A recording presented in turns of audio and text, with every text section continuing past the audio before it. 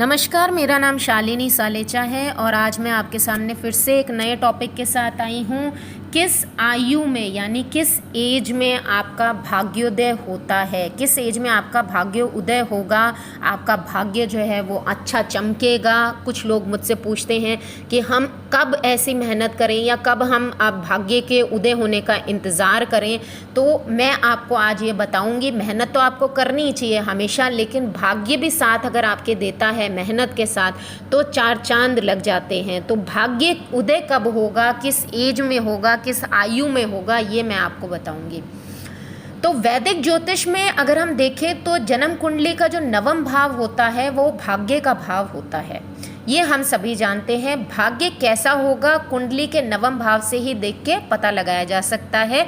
इस भाव में जो भी राशि होती है उसके अनुसार ये तय किया जाता है कि व्यक्ति का भाग्योदय किस आयु में किस वर्ष में होगा, वो कब कितने कितने वर्ष का होगा, तब उसका भाग्योदय होगा। अब सिंपल सी ये चीज़ है कि आप अपनी जन्म कुंडली निकालें और उसके अंदर ये देखें कि अगर आपके नवम भाव में सपोज करें, अगर आपके नवम भाव में जो राशि बैठी है वो मैं आपको बताऊंगी कि जो भी राशि आपकी बैठती है उस राशि के अकॉर्डिंग आपका जो भाग्य उदय होगा वो किस वर्ष में जाके होगा। अगर आपके नवम भाव में सूर्य की राशि सिंह है, ध्यान से सुनिए, अगर आपके नवम भाव में सूर्य की जो राशि है वो सिंह अगर बैठी है तो आपका भाग्योदय जो होगा वो 22 वर्ष की उम्र में होगा।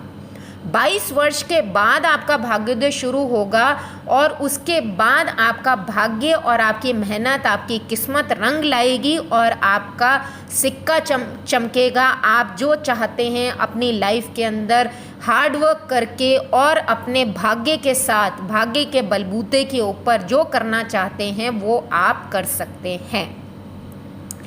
अब अगर आपके नवम भाव में यानी कि 9th हाउस में अगर आपकी चंद्र राशि जो है, चंद्र की जो राशि है कर्क अगर होती है, अगर कर्क राशि है चंद्र की राशि, तो आपका भाग्योदय जो होगा वो 24 वर्ष की उम्र में होगा। 24 वर्ष के बाद से आपका भाग्योदय होगा, ये ध्यान रखें।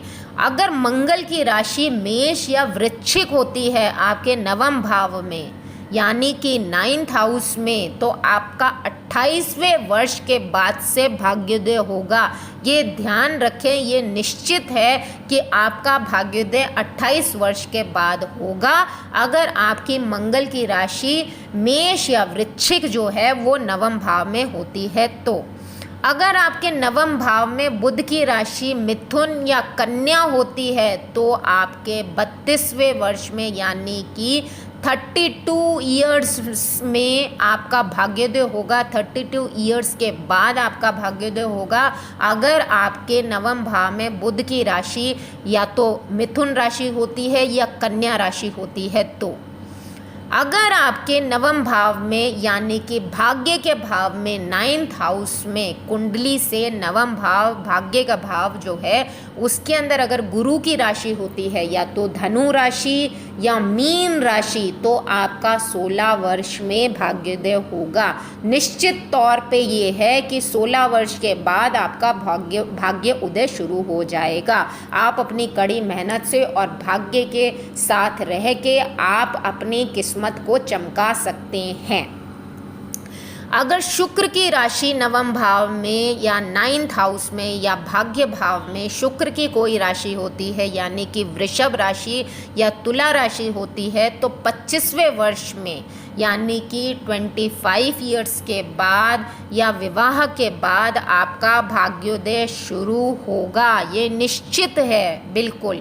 अगर शनि की राशि कोई होती है यानी कि मकर राशि या कुंभ राशि होती है तो 36वें वर्ष में आपका भाग्योदय होगा। 36वें वर्ष के बाद यानी 36 ईयर्स के बाद आपका भाग्योदय निश्चित लिखा है।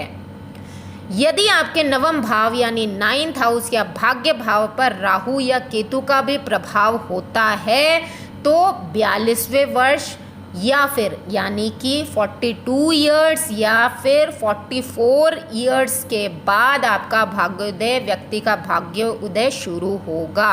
ये निश्चित तौर पर तय है।